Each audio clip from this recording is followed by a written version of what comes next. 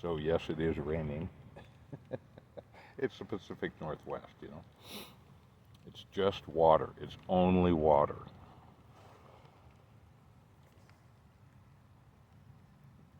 That's what we tell ourselves. So this is the first bowl I have had in a month. Got my, can't see it, tooth out back there. So it's just it's a gapper, which is fine by me. Actually, it's healing up real nice. So finally, God, that thing was getting to be a bother and getting to be a problem with infection. So good it's out of there. But I hadn't smoked. I wanted to let that the gum kind of fill in and heal up real nice, and it has. So it's getting near Christmas, my least favorite time of the year. The darkest time. A lot of false sentiment. I know, sorry about the phone kind of finding its exposure there.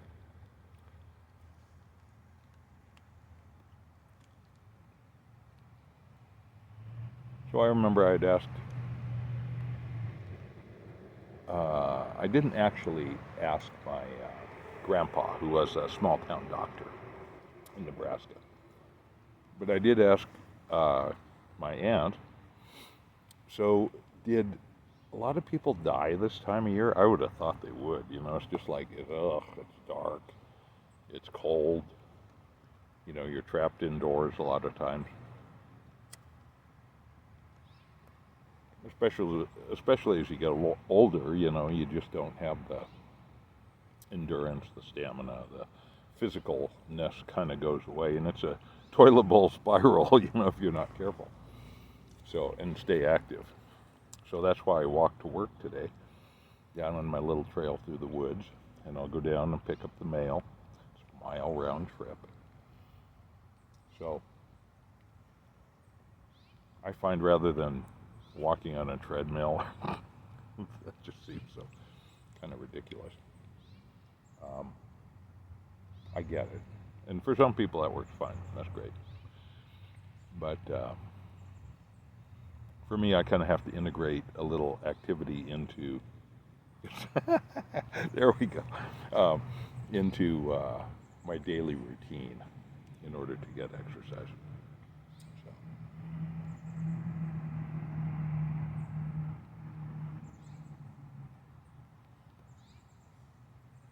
Got news that an archaeologist who had been here for a long time, I've been here a little longer than he had, but he had worked as a contractor for years, and then came on board. And great guy. And you know, you could go and ask him all these archaeological questions, and oh boy, he was a fount of knowledge. But he passed away last Wednesday. Just heard yesterday. So he had cancer.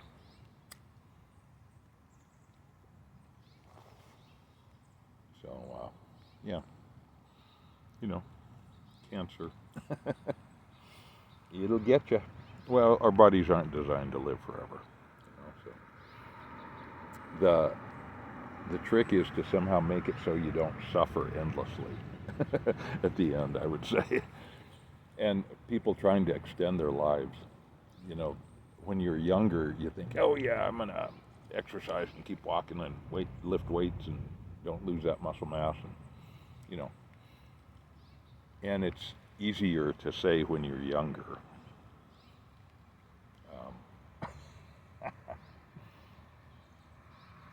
So what am I smoking? I don't know. It was just a baggie that Doug Owen from CargoHold had said, hey, you got to try this. I forget what it was. A little baggie or something rather. And it hardly matters. My taste buds aren't that refined. But it's nice. English mixture. You know, I really don't do aromatics. This is an old Custom-Bilt as well, a Custom-Bilt. So it's one of the 38 to 46 Custom-Bilts. Kind of an unassuming little pipe. nice smoker, as they all are. And to think that this 60 plus 20 plus 4, I mean, you know, we're talking 80 years old, this pipe is. Isn't that amazing to think about? Yeah. So it's in great shape. Put on a curly bit there. The vinyl food grade tubing, which gives it a really nice bite. And then you don't destroy the vulcanite stem either. So it preserves that.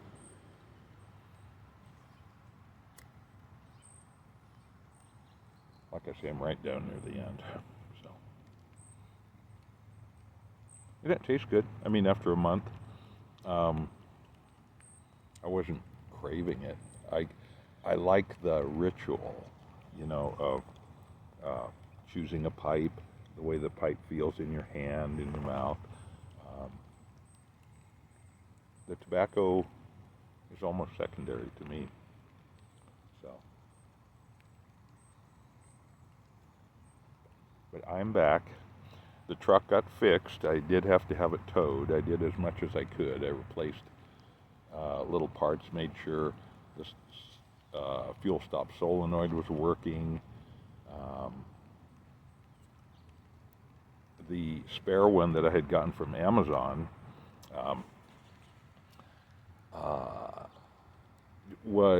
looked identical until you really examined it with the other one, and the base plate where it mounts on the one from Amazon was a little smaller and wouldn't have fit. So, word to the wise, double check all of it. Don't just assume it's the right piece, even though it looked right, you know. But that was at first glance. So, anyway, I had it towed, $240 later. And there's a shop that does buses and big trucks and all kinds of stuff. And so they took good care of it. And it took them a while to find the problem, which was a fuel line from the fuel tank, but up where the fuel line routes kind of above and behind the transmission and transfer case, it's held in with little clips to keep it in place. And I'm sure one of those clips had failed, and it had been rubbing against the transmission and created a little fracture in the fuel line.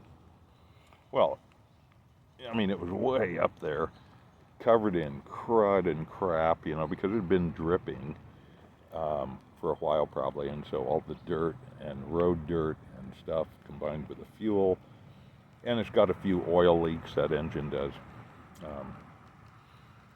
So I would never have found that, you know. And or was it so I had loosened and tried bleeding the fuel line. The problem is it was before the fuel pump, so no matter how much you pumped on that little fuel pump manually, it just wouldn't, or turn the engine over to get the fuel flowing, it wasn't enough to, the leak was before that, right? So, and there was a comment in the previous video about, yeah, the problem is diagnosing this stuff. So right. So right. That is such a correct observation. So, leave it to the experts, and they took good care of it. Did a oil change and fuel filter change and, you know, all that stuff too. So, $1,100 later. It was all labor, pretty much. Yeah, it just took them a long time to find where that leak was. Knew it was a fuel leak somewhere. I had, like I say, up on top of the engine where it was easy to access, I had tried bleeding the system and didn't get any fuel flow through there. Well, because it was leaking previous to that. Never made it to the fuel pump. Anyway, and then low beams didn't work. When I got the truck back, I realized that a couple of days later. And one thing after another with an old truck. So finally I made some time during the day when I could see and with a flashlight and traced wires and so forth. And one wire had come loose, but it wasn't obvious. You know, it wasn't like dangling out there. So, I just did a new connector and reconnected it. And, I have low beams again. Yeah. So the truck's back to being the truck, and that's good because I'll drive it east of the mountains, and I'll do a little photo safariing, and I'll probably make a video over there. Cessna Citation going in the Boeing field.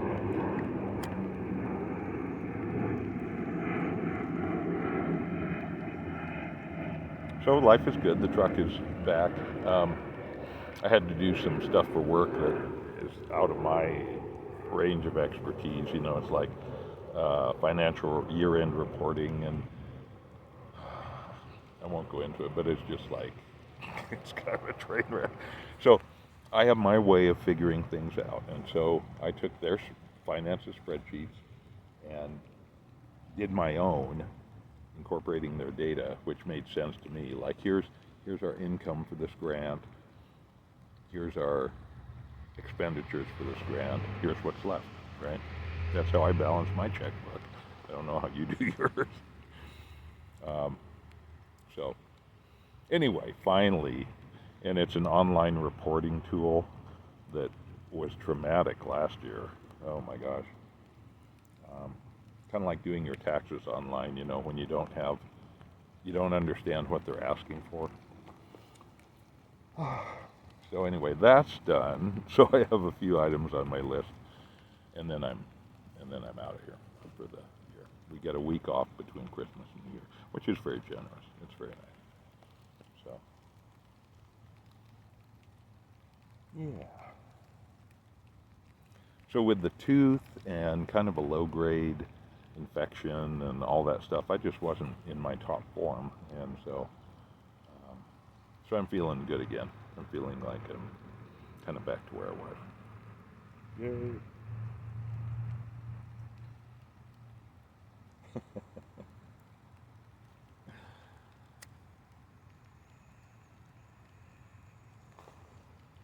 Life goes on.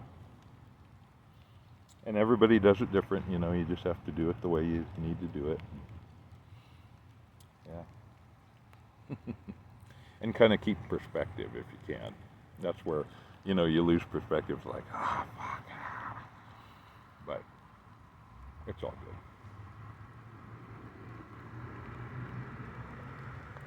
Yeah, this is a great little pipe. Like I say, I'm right down to the end. And this burned down right nice, actually.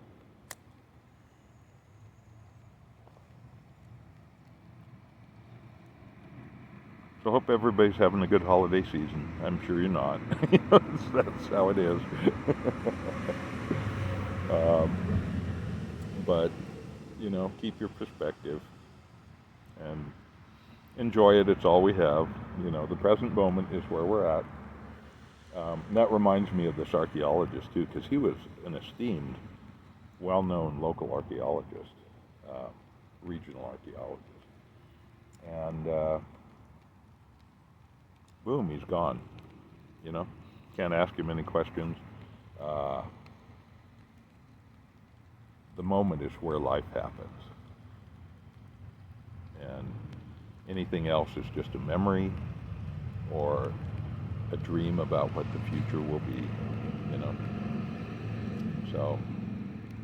So keeping that perspective and enjoying the present moment and just taking a step back and, you know, what's important, what isn't. Yeah, it'll get done. Yeah. So anyway.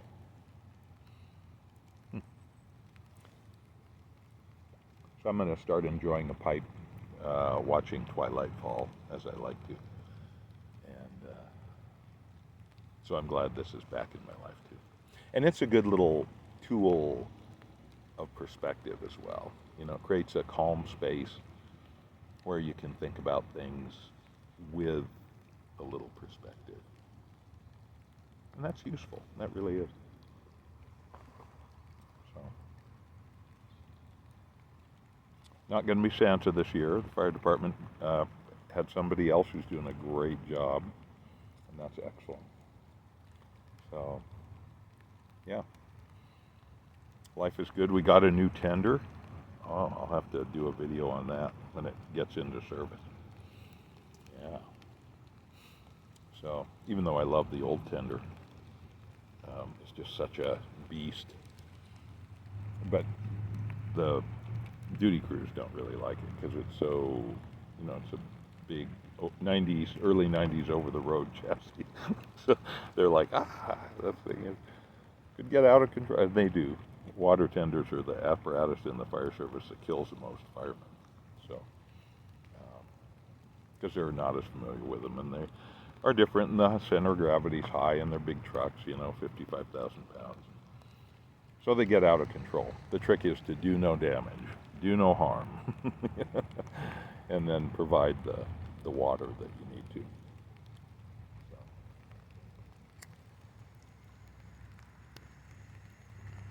So hopefully this new tender will make it easier to do that. And fire apparatus, the old tender is a 93 Kenworth, and it has 26,000 miles on it. They don't get a lot of miles on them, but they have to be retired by age. The rating bureau says, yeah, too old, we're not going to count that one as a tender. So then, you get demerits, and then people's insurance rates go up. Well, that's no good. So the fire department's really conscious of keeping their citizens at the lowest possible rates. So I applaud them for that. And they do a great job with that. That's a great organization, really A1 people. So, okay. I'm just about done here. I mean, it is just nothing left in it. Starting to drip around the rim. It's a little wet when it's starting to do that. So off we go. I'll run a pipe cleaner through that when I get inside. Have a great Christmas. However you observe that, I hope it involves family and friends. Maybe a little bit of libation, a little bit of celebration, a little bit of partying. That'd be great. So, anyway, we'll see you on the next one.